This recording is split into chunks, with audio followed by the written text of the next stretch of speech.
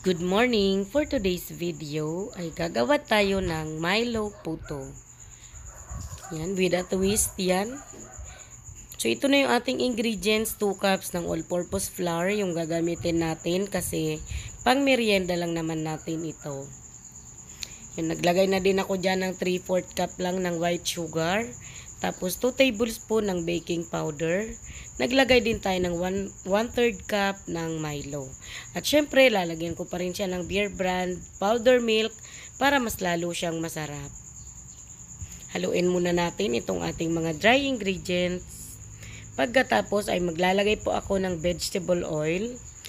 3 tablespoon po yung nilagay ko dyan na vegetable oil at 1 pirasong itlog ang ilalagay natin. Dinirect ko na kasi sure naman ako na fresh pa yung egg natin. Then maglalagay po ako ng 1.5 cup ng water.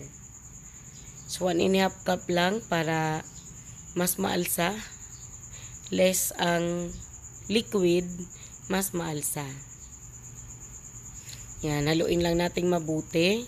Although sasalain pa naman natin yung ating mixture kasi di natin nasala kanina bago natin haluin. So, iyan, salain natin. Konti lang talaga tong mixture natin.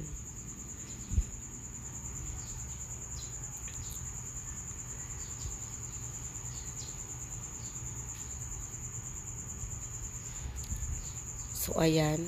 Anuin ko lang ng spatula kasi hindi siya bumababa ng madali. So, ayan na. At maglagay na tayo sa mga puto molder. Ganyan po, hindi masyadong puno para kapag in-steam natin ay hindi umapaw yung ating puto. So, nakagawa ako dun sa mixture na ginawa natin ng 25 pieces na puto. Medium size yung gamit natin.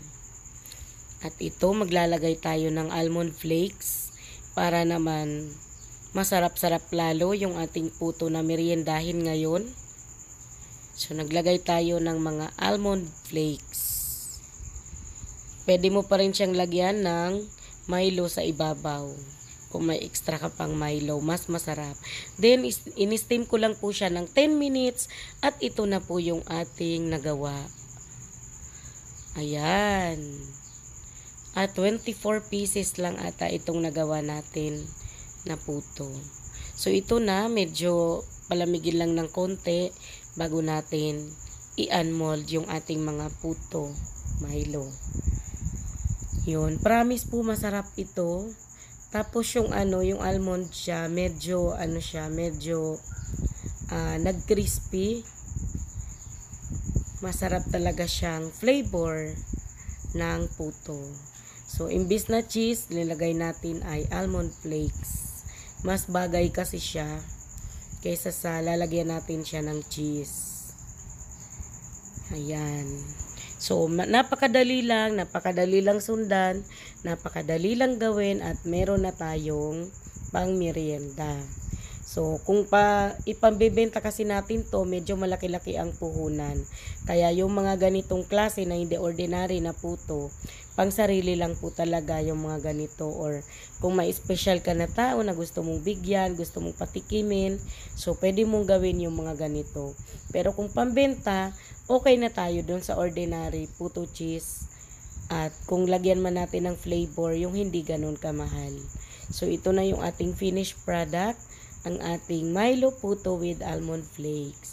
Thank you so much po sa mga lahat ng nanonood ng ating mga video.